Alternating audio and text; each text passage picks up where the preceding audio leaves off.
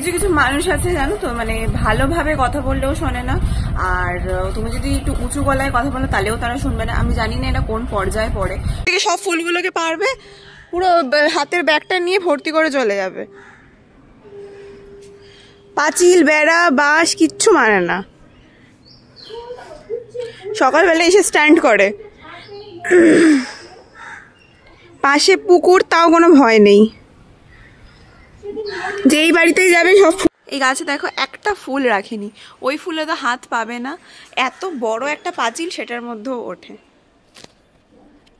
বিশাল বড় একটা ব্যাগ নেবে, আর ব্যাগ পুরো ভর্তি করে ফুল নিয়ে যাবে, মানে কোনো লাজ লজ্জা নেই। মানুষের বাড়ি থেকে ফুল নেই, তাই বলে পুরো গাছ ফাঁকা করে। এই গাছে একটা ফুল অবধি রাখে না।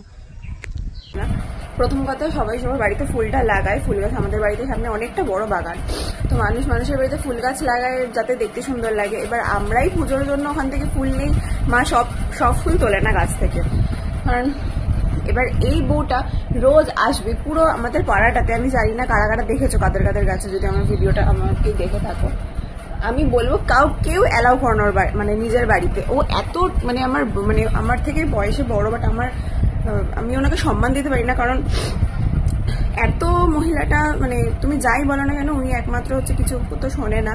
কিছু কিছু মহিলা এরকম থাকে, তুমি যাই বলো না কেন। আমি একদিন অনেক ভালো করে বললাম যে, আর সব থেকে বড় কথা, উনি পাঁচিলে উঠে পড়ে, গ্রিলে উঠে পড়ে, মানে ওনার যে বয়স হয়ে গেছে সেটা ওনাকে দেখে কেউ বলবে না, কোনো ভয় নেই। আমি বললাম যে তুমি এরকম উঠো না, যে পড়ে ঠরে যাবে, এরপর প্রবলেম হবে। ওনার কোনো তাতে বুক খেপে আসে না। এত বড় একটা বাজারের ব্যাগ তো নিয়ে এসে আমাদের বাড়ি থেকে পুরো ওই ফুলটা পারবে, একটা গাছে ফুল রাখবে না, মানে পাঁচিলের ওপর উঠে যায়, মানে ভাবো গাছে কত দূর হাত পায়। এবার আমি বলছি তুমি তো সব ফুলই তুলে নিচ্ছ, এখানে তো গাছে কিছু থাকবেই না। বলে আমি তো ফুলই পেলাম না।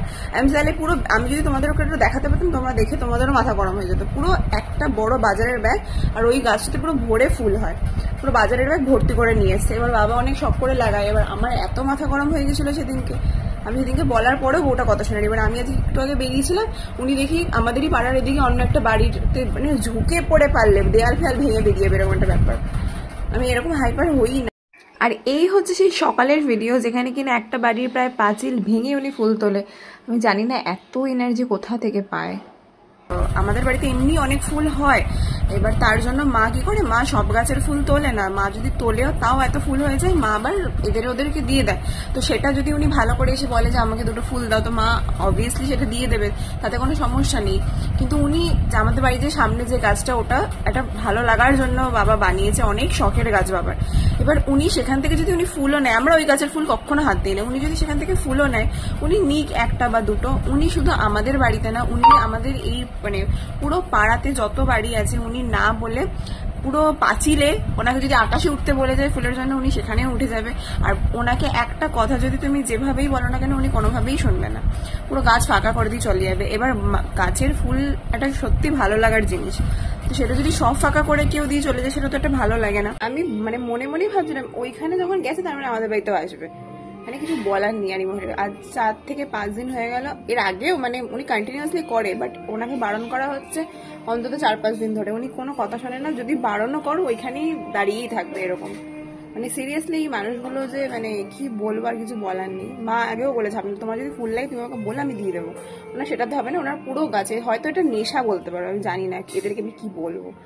সকাল সকাল মাথা গরম হয়ে গেল, ছাতু খেয়ে মাথা ঠান্ডা করবো।